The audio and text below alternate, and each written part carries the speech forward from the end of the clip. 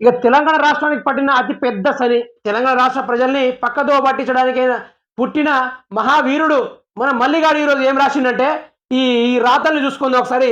కేసీఆర్ని దేకలే, కన్నెత్తి చూడని రైతాంగం, ఎన్నికలని ఎన్నికలని ఇయ్యాల గుర్తొచ్చినామా, ఈనాళ్ళు ఏడ పండినవు కాక, కనీసం రుణమాఫీ చక్కగా చేయకపోతివి, 10 ఏళ్లలో నష్టపరిహారం పైసా ఇయ్యకపోతివి, నీకు ఆపదొస్తే రైతుల్ని అడ్డం పెట్టుకుంటావా?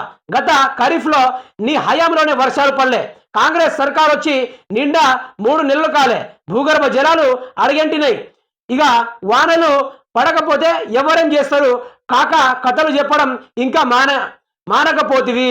ఏం మల్లిగా నీకు చెప్పిండు అయింది ఇట్లా? మల్లిగా నీకు చెప్పిండు అయింది ఇట్లా? కేసీఆర్ దేకలేట, సిగ్గుందా మల్లిగా కొంచెమైనా? నీకు ఆ సుదర్శన్ గారి గింతన ఉందా? తెలంగాణ రాష్ట్ర ప్రజలు వీని ఎట్లా ఆదరిస్తున్నారో ఏందో కానీ, ఇక కేసీఆర్ అడిగి పోతే తండోపతండ జనాలు 10 సంవత్సరాల నుంచి పట్టించుకోలేదట. ఈ మల్లిగాని జైలు అట్నే ఉంచితే బాగుండు. తెలంగాణకు పట్టిన దరిద్రం పో. ఈడ ముచ్చడన్నాడు, కేసీఆర్ని దేకలే, కన్నెత్తి చూడని రైతాంగం. ఈ మల్లిగాడు బాగానే రాతాడు. ఎన్నికల ఇయ్యాల గుర్తొచ్చినమా, ఇన్నాళ్ళు ఏడ పండినావు కాక, ఎన్నికల గుర్తొచ్చినమా అంటే మల్లిగా అదే కాంగ్రెస్ పార్టీ మరి 3 నెలల నుంచి రైతాంగం వారు ఇబ్బందులు పడతా ఉంటే, మీ కాంగ్రెస్ పార్టీకి ఏదైతే సీఎం రేవంత్ రెడ్డి గారికి ఎందుకు ప్రజలు అవపడలేదు, ప్రజల కష్టాలు ఎందుకు అవపడలేదు? మళ్ళీ మెదక్ల మీ రాష్ట్రం మొత్తంలో మళ్ళీ మీటింగ్లు పెట్టడానికి వేల కోట్ల రూపాయలు దగ్గర చేసుకొని ఈరోజు తెలంగాణ రాష్ట్రంలో ప్రజలు పట్టించుకున్నప్పుడు నువ్వెందుకు మాట్లాడతలేవు? మల్లిగా దీనికి సమాధానం చెప్పాలి. నువ్వు ఎందుకు మాట్లాడతలేవు దీనికి సమాధానం చెప్పాలి. కనీసం రుణమాఫీ చక్కగా చేయకపోతివి, 10 ఏళ్ల నష్టపరిహారం పైసా ఇయ్యకపోతివి, రుణమాఫీ 1,30,000 దాకా ప్రతి ఒక్క రైతాంగం వరకు అయ్యిందట. అడపదడప అక్కడ ఇక్కడ కాలేదట. నేను దానికి కూడా ప్రూఫ్ చూపెడతాను. మల్లిగా నీకే చెప్తున్నా. మళ్ళీ ఇంకోటి చూడు, 10 ఏళ్లలో నష్టపరిహారం పైసా ఇయ్యకపోతివి, సిగ్గుందా మల్లిగా?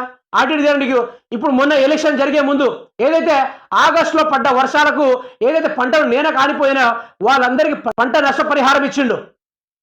రేవంత్ రెడ్డి లెక్క ఫామ్ హౌస్లకు పండుకోలే. నీకు ఆపదొస్తే రైతుల్ని అడ్డం పెట్టుకుంటావా? గత ఖరీఫ్ని హయాంలో వర్షాలు పడలే, ఈ వర్షాలు పడలే ముచ్చట యాడ నేర్చుకున్నారు మల్లిగా? మళ్ళనా నీకు సిగ్గుందా లేదో కానీ నేను చెప్తున్నా. ఇదే నిన్న మన ఏదది జనగాం డిస్టిక్లోని ధారావత్ తండాల ఒక దగ్గర అక్కడ 100 ఎకరాలు ఎండిపోతే ఆడ కేసీఆర్ పర్యటిస్తే దానికి కూడా దుష్ప్రచారం చేసిండి మల్లిగాడు. ఎట్లా అంటే ఆడ మొత్తం పొలాలు ఆడికి మంచిగానే ఉన్నాయి, ఫుల్లుగా గొలుసులు పెద్ద పెద్ద గొలుసులు వంచినాయి, అయినా కూడా పంటలు ఎండిపోయినాయని కేసీఆర్ వచ్చిండు, ఫోటో షూట్లు తీసుకున్నాడు, సినిమా షూట్లు తీసుకున్నాడని ఈ సుదర్శన్ గారు ఆడికి వెళ్ళి మొత్తం కాంగ్రెస్ కార్యకర్తలు లేఖం చేసుకొని నాటకం అనే దుష్ప్రచారం మొదలుపెట్టిళ్ళు. తెలంగాణ రాష్ట్ర ప్రజలకు అర్థం కావాలి, కాంగ్రెస్ పార్టీ రైతాంగం పైన ఎటువంటి కుట్రలు చేస్తూ ఉందో, తెలంగాణ రాష్ట్ర ప్రభుత్వ ప్రజల్ని ఎటువంటి ఆగం చేయడానికి ప్రయత్నిస్తుందో తెలంగాణ రాష్ట్ర ప్రజలకు అర్థం కావాలి. దయచేసి తీర్మార్ మల్లిగాన్ని ఒక కంట కనిపెడుతూనే ఉండాలి. ఎందుకంటే చెడు వార్తలను దుష్ప్రచారాలు చేసి ఈరోజు కేసీఆర్ పోయి పొలాల్లో తిరిగితే, రేవంత్ రెడ్డి ఫామ్ హౌస్లో పండుకుంటే కేసీఆర్ పొలాల్లో తిరిగి ఈరోజు పంట పరిహార నష్టం కింద ఒక్కొక్కరికి 5 లక్షల రూపాయలు, ఒక్కొక్కరికి 2 లక్షల రూపాయలు, ఒక్కొక్కరికి 1 లక్ష రూపాయలు ఆ విధంగా అందజేస్తూ ఉంటే ఈ కాంగ్రెస్ పార్టీ వాళ్ళు ఓర్చుకోలేక దాని గురించి దుష్ప్రచారం చేయడానికి ఆల్రెడీ ఆ పంటలు బాగానే ఉన్నాయి, కేసీఆర్ 1 లక్ష రూపాయలు ఇచ్చి ఎండుకు పెట్టుకో, నేను ఫలానా టైంకి వచ్చి అక్కడ మొత్తం పర్యటిస్తానని చెప్పి ఈ విధమైన దుష్ప్రచారాలు, ఈ తీర్మానం మల్లన్న, ఇది రేవంత్ సర్కారు కలిసి కట్టుగా ఆడిన నాటకం. ఇది తెలంగాణ రాష్ట్ర ప్రజలకు ఇది అర్థం కావాలి, దయచేసి అర్థం కావాలి. కేసీఆర్ రైతుల బాగోగుల కోసమే ఎప్పటి నుంచో ప్రయత్నిస్తూ ఉన్నాడు.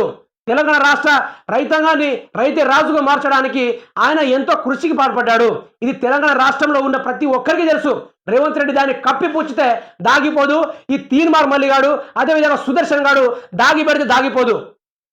మీరు ఇంకోసారి ఇట్లాంటి దుష్ప్రచారాలు చేస్తే కనుక తెలంగాణ రాష్ట్ర ప్రజలు గుడ్డలు కూడా తీసి అదే నిన్ను ఉప్పల కింద ఉరికించకుండా చూడు. తీర్మానం వలన తెలంగాణ రాష్ట్ర ప్రజలు ఏదో ఒక రోజు నీ స్టూడియోకి వచ్చి నీ గుడ్డలిప్పి నిన్ను బట్టబయలు చేసి నిన్ను పరిగెత్తించగొట్టకుంటే ఇక ఇది తెలంగాణ రాష్ట్ర ప్రజల ఊహలకే వదిలేస్తున్నా.